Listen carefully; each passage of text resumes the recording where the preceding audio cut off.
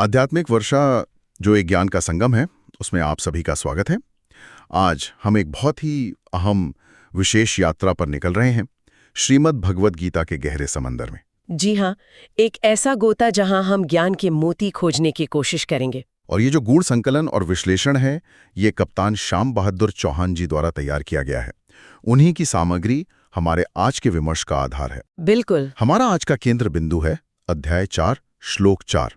ये गीता का वो मोड़ है जहां अर्जुन अपने सखा, अपने सारथी श्री कृष्ण से एक ऐसा सवाल करते हैं जो एकदम मौलिक है। एक ऐसा सवाल जो समय, दिव्यता और ज्ञान की हमारी जो आम समझ है ना, उसे कहीं ना कहीं झकझोर देता है। सही कहा।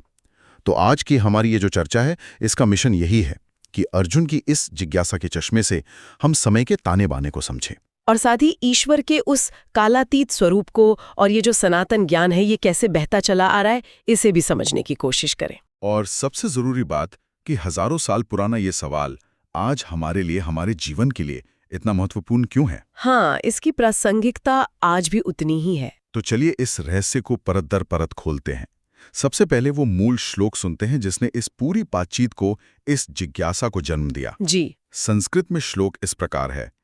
अर्जुन उवाच अपरम भवतो जन्म परम जन्म विवस्वतः कथमेतद् विजानीयाम त्वम आदौ प्रोक्तवानिति। और इसका अगर स्पष्ट हिंदी उच्चारण करें तो अर्जुन उवाच अपरम भवतो जन्म परम जन्म विवस्वतः कथमेतद् विजानीयाम त्वम आदौ प्रोक्तवानिति। बहुत सुंदर। अब इस श्लोक के भीतर जो गहरे अर्थ छिपे हैं, उन्हें खोलने के लिए पहले इसके शब्दों को देखते हैं, है ना? जी बिल्कुल। शब्दार्थ से शुरू करते हैं। तो अर्जुन उवाच यानी अर्जुन ने कहा, फिर है अपरम, इसका मतलब है बाद का या हाल का, भवतः आपका, जन्म जन्म। अच्छा, परम। परम यानी पहले का, बहुत पुराना, प्राचीन, और विवस्वतः ये सूर्यदेव विवस्वान के लिए है। ठीक है। और कथम? कथम कैसे, एतत् यह या ये बात, विजानीयाम मैं कैसे जानूं या मैं कैसे समझूं, त्वम आपने, आदौ यानी बिल्कुल शुरुआत में, सृष्टि के आरंभ में, और अंत में प्रोक्तवान इति कहा था ऐसा। अच्छा, तो अगर इन सब शब्दों को एक साथ रखें तो इसका सरल हिंदी अनुवाद क्या बनता है? इसका सरल और स्पष्ट अनुवाद है, अर्जुन ने कहा आपका जन्म तो अभी हाल में, बाद में हुआ है, और सूर्यदेव विवस्वान का जन्म तो बहुत पहले हुआ था। तो फिर मैं इस बात को कैसे समझूं कि आपने ही इस योग को सृष्टि के आरंभ में कहा था?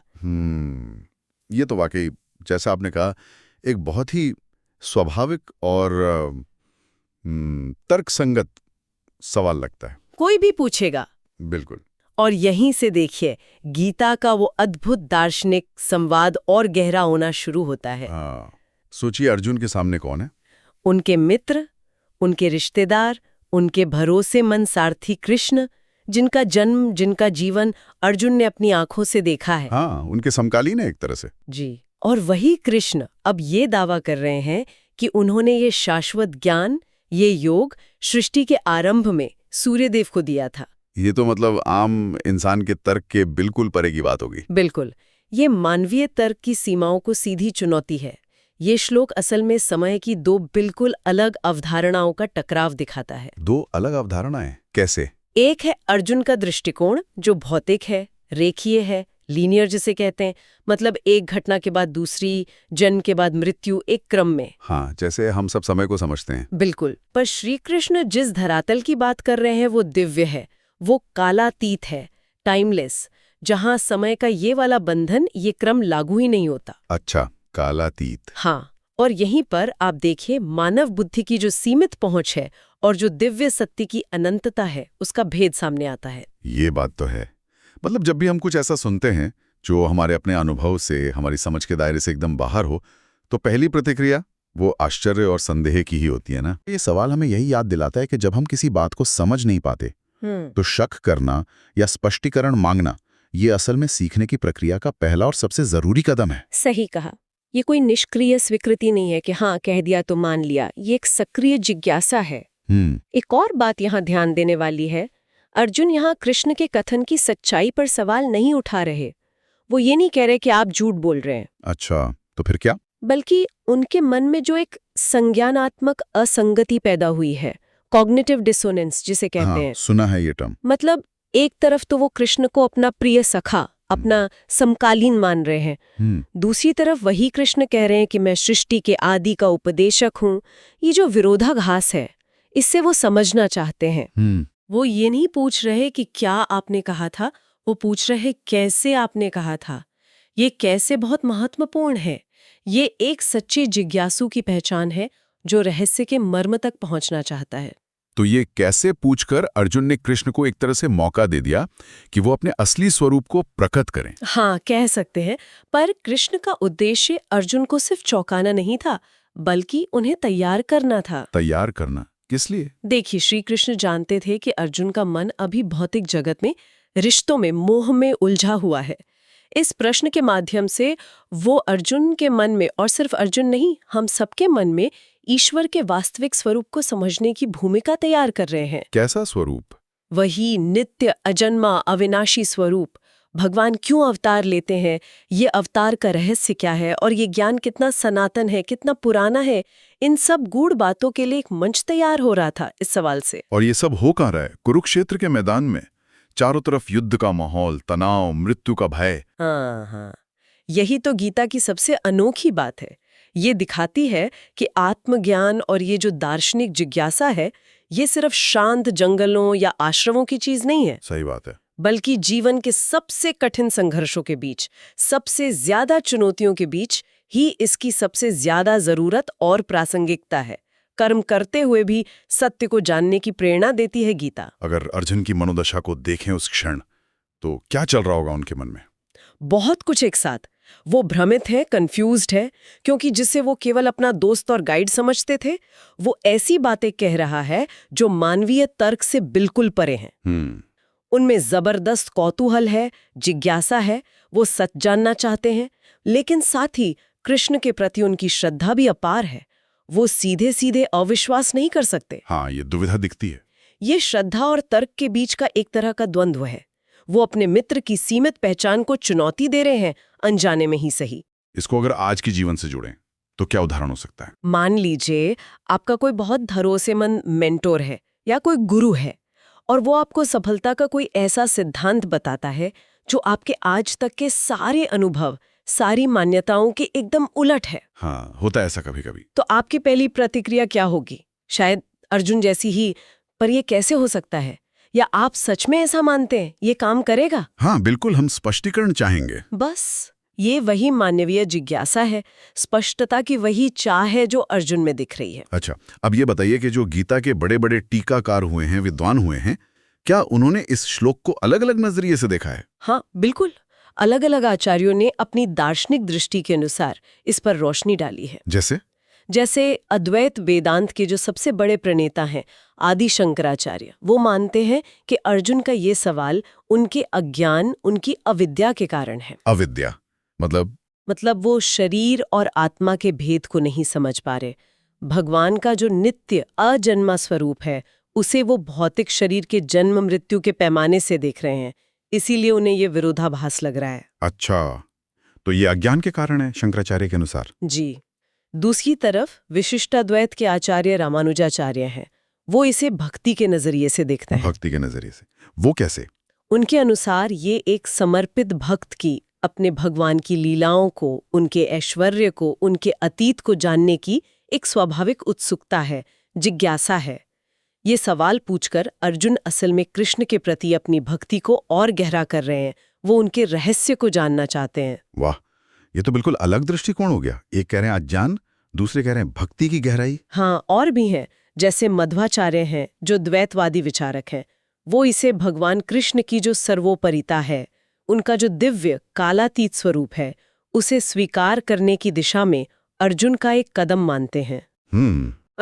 ऑर्गेनिक युग के चिंतकों को देखें, जैसे स्वामी विवेकानंद, वो इसे बुद्धि की स्वाभाविक जिज्ञासा मानते हैं, सत्य की खोज का प्रतीक मानते हैं। हाँ, विवेकानंद तो तर्क और प्रश्न पर बहुत जोर देते थे। बिल्कुल, वो कहते थे कि अंधविश्वास से नहीं, बल्कि तर्कपूर्ण सवाल पूछने से ही सच्चा ज्ञान मिलता है। स्वामी चिन्मयानंद जी भी इस बात पर जोर देते हैं कि अर्जुन का सवाल कैसे है, क्या नहीं।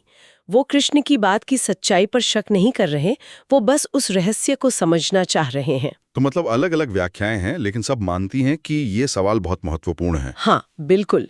कोई इसे अज्ञान का परिणाम कहता है, कोई इसे ज्ञान और भक्ति की ओर पहला कदम। पर मुख्य बात ये है कि सवाल पूछा गया और वहीं से गहरे सत्य का दरवाजा खुलना शुरू हुआ। तो ये सिर्फ आध्यात्मिक जिज्ञासा का मामला नहीं है, इसमें एक तरह की बौद्धिक या मनोवैज्ञानिक प्रक्रिया भी शामिल है। निश्चित रूप से मनोविज्ञान की दृष्टि से अगर देखें तो जब हमारी कोई स्थापित मान्यता या समझ होती है, जैसे समय के बारे में हमारी सोच की वो सीधा चलता है और कोई नई जानकारी उसे चुनौती देती है, हाँ, तो एक मानसिक तनाव पैदा होता है, बिल्कुल। एक बेचैनी, एक जिज्ञासा। और यही जिज्ञासा हमें सीखने, समझने और अपनी समझ का दायरा बढ़ाने के लिए प्रेरित करती है। अर्जुन का सवाल इसी शक्तिशाली मनोवैज्ञानिक प्रेरणा का एक बेहतरीन उदाहरण है। ये तो बहुत दिलचस्प है। तो आज के समय में, आज के संदर्भ में इस एक श्लोक से हम क्या व्यवहारिक सबक सीख सकते हैं अपने जीवन के लिए? देखिए, सबसे पहली और शायद सबसे महत्वपूर्ण सीख है गहरे सवाल पूछने का साहस रखना। हिम्मत करना सवाल पूछने की। हाँ, चाहे वो अध्यात्म का रास्ता हो, पर्सनल लाइफ हो या प्रोफेशनल दुनिया हो, जहां भी शक हो, जहां भी भ्रम हो, वहां विनम्रता से लेकिन बिना डरे क्यों और कैसे पूछने से झिझकना नहीं चाहिए। अक्सर लोग सवाल पूछने से डरते हैं कि कहीं बेवकूफ ना लगे। सच ये है कि संदेहों को दबाने से नहीं, उनका समाधान खोजने से ही प्रगति होती है।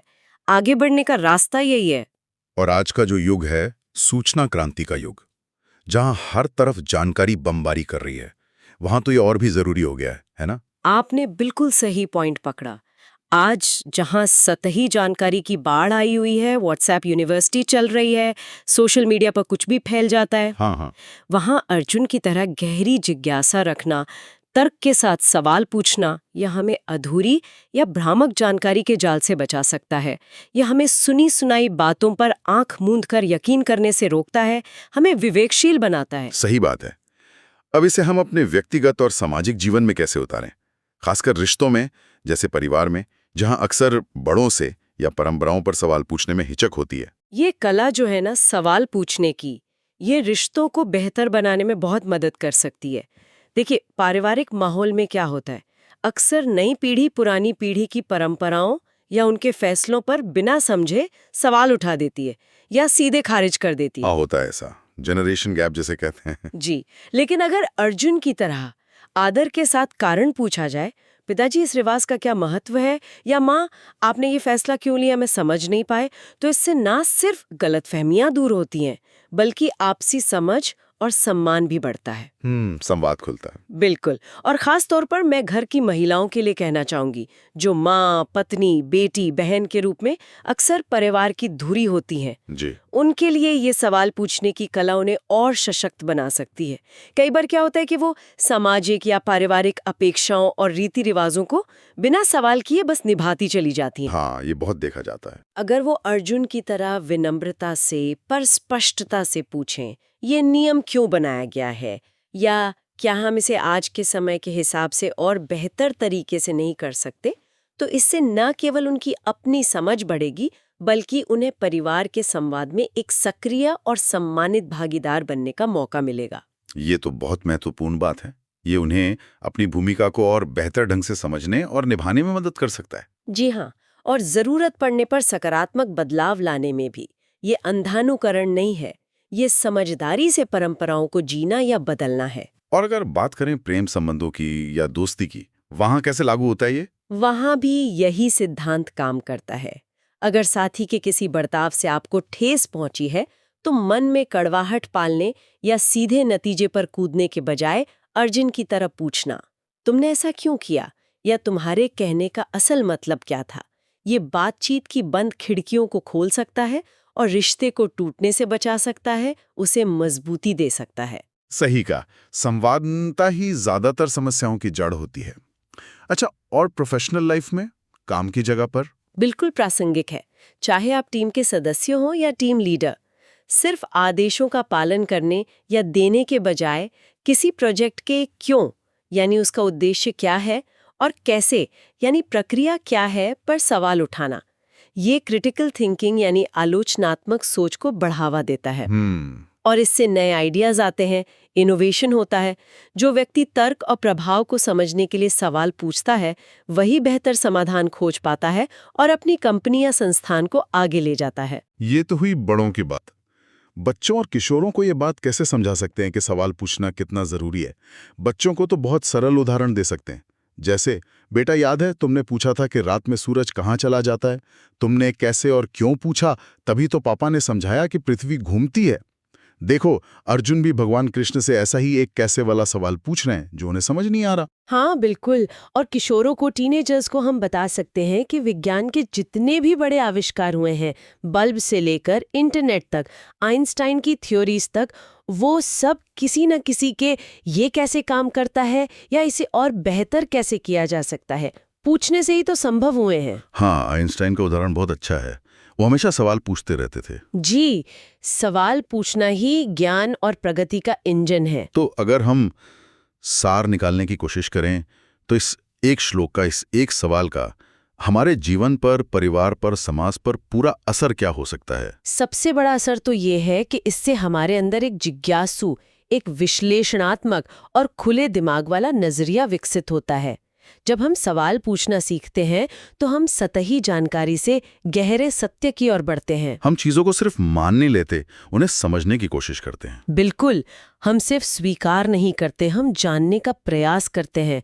और जब समाज में इस तरह के तर्कपूर्ण और सम्मानजनक संवाद की संस्कृति पनपती है तो क्या होता है? क्या होता है? अंधविश्वास कम होता है, रूढ़िवादिता कम होती है, भेड़ चाल कम होती है, आपसी समझ बढ़ती है और समाज ज्यादा जागरूक, ज्यादा सहिष्णु और ज्यादा प्रगतिशील बनता है। वाह, तो एक छोटे से सवाल में इतनी गहराई छिपी है। जी हाँ, तो आज की इस पूरी चर्चा का सार निचोड़ यही है कि जीवन की यात्रा में, चाहे वो आध्यात्मिक हो या सांसारिक, सवाल पूछने का साहस रखना, शक जाहिर करना, स्पष्टीकरण मांगना, ये कमजोरी नहीं है, बल्कि ये सक्रिय भागीदारी की, गहरी समझ की और आगे बढ़ने की निशानी है।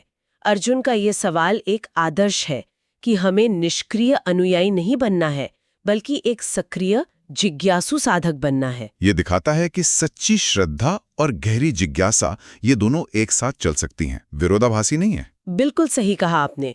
और अब विदा लेने से पहले हमारे सुनने वालों के मन में एक विचार छोड़ जाते हैं जिस पर वो सोच विचार कर सकें। जरूर। ये समझना कि एक ऐसी दिव्य सत्ता है, एक ऐसी चेतना है जो हमारे समय की इस सीधी रेखा वाली सीमित धारणा से परे है, जो कालातीत है।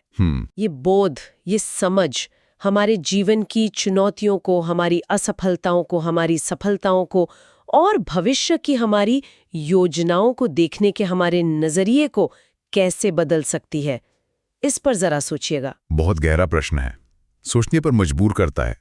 इस अद्भुत और ज्ञानवर्धक चर्चा में हमारे साथ शामिल होने के लिए आप सभी का हृदय से धन्यवाद। धन्यवाद। और हम एक बार फिर कप्तान श्याम बहादुर चौहान जी का आभार व्यक्त करते हैं, जिनकी संकलित सामग्री ने इस गहन विमर्श को, इस आध्यात्मिक वर्षा को संभव बनाया। जी, उनका विशेष आभार। भविष्य ने ज्ञान के ऐसे ही और संगमों में आपसे फिर मिलने की आशा के साथ अभी के लिए अनुमति चाहते हैं। नमस्कार। नमस्कार।